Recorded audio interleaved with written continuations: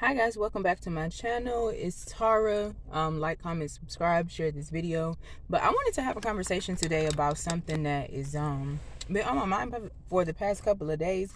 But I think we need to have a conversation on what we all define love as, because I think so many of us are operating from a place of like trauma and pain that we're not realizing that it's hard for some people to actually distinguish or realize what love actually is.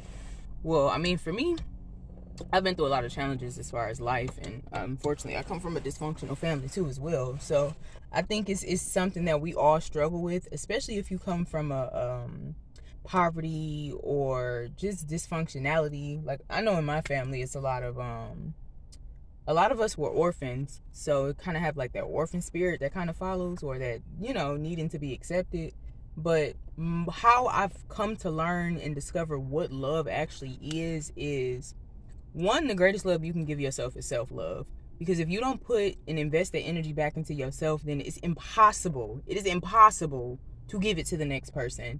The next thing I think that an easy way to distinguish what love actually is if you're around somebody and they're selfless. You know what I'm saying? A lot of times people that are selfless are people whose heart is huge, just extremely big.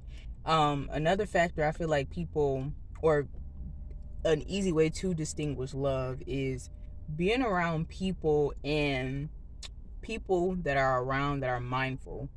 I notice a lot of the times people that are kind of like stuck within their own little realm of their existence and kind of stuck within their own world tend to not kind of be mindful of how the next person feels.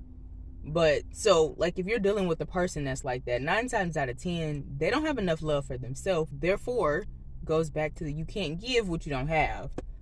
So like I said, I just think we as people need to redefine what we see love as, and understand that love is not painful. Love is organic, it's compassion, it's empathy, it's understanding, it's being able to communicate, you know what I'm saying, on a level where all sides are understanding, you know what I'm saying. So like I said, if you're in situations where you're around people that are not like this, then 9 times out of 10 it's because that person may, or people need to do the self work within their self.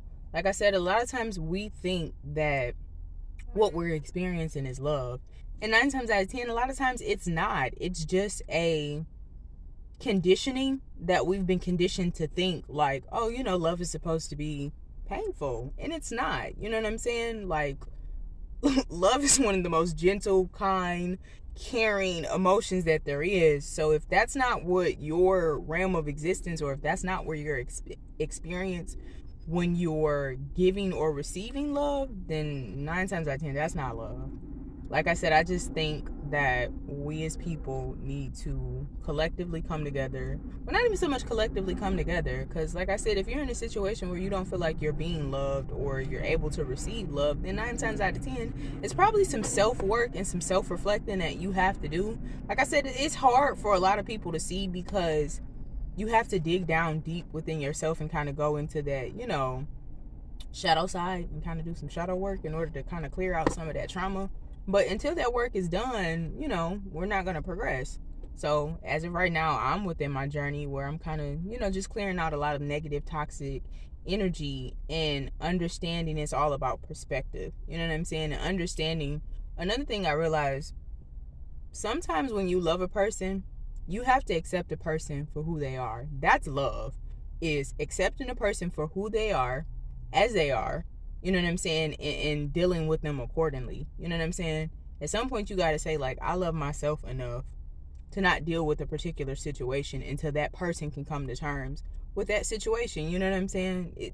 People think like, oh, love is just you show up. No, you need to be there for the good and the bad. You can't just show up when there's bad and expect, you know what I'm saying? No, like, if you love a person, you're going to be there for the good, the bad, the ugly, the hard. Y'all know those what is the marriage proposal? I mean, not the proposal, but when you say your vows, and you be like, for good or for worse, for better or for poor, for what, like that's love. If you can't be there throughout all those situations and still, you know what I'm saying, still be 100 and still be solid and 10 toes down, then 9 times out of 10, like I said, you have a misunderstanding of what you think love is, or you're either operating from a place of pain and don't even realize it. Like I said, there's so many of us that operate from this place of pain because of past trauma and just certain things that we've been through, that it is hard for us to distinguish what we feel like love should be. You know what I'm saying? And that's why it's so important that we all take time to ourselves and heal ourselves. Because like I said, it's impossible for you to give love if you don't have any love for yourself. Like, that is impossible. I don't care who told you could do that. It's not possible to give and you don't have. Like I said, I've been in personal situations where I think I actually might do this video today. I was kind of putting off, like trying to put off doing it, but I'm probably gonna do it after I upload this video. Kind of just going into depth about my my childhood and like growing up. And I think people assume that I'm gonna say something that's so bad, but it's not, because I have an understanding of the world and why things happen the way that they do. So, no matter what situation happened, it's really just all about your perspective. Everything that you go through is a learning lesson. Like, you can either learn the negative and hold on to it, or you can, attach yourself to the positive and use it as a learning tool to grow and expand. So, I think this is going to be the end of this video, but I think I'll follow up in my second video that I post about, like I said, what we think love should be, or what we think when we love a person. We have these expectations for people that it's not always true. Like I said, you can't love somebody else if you don't have enough love for yourself. So the message of this today is to make sure you take the time to love on yourself, so therefore you can give love to others.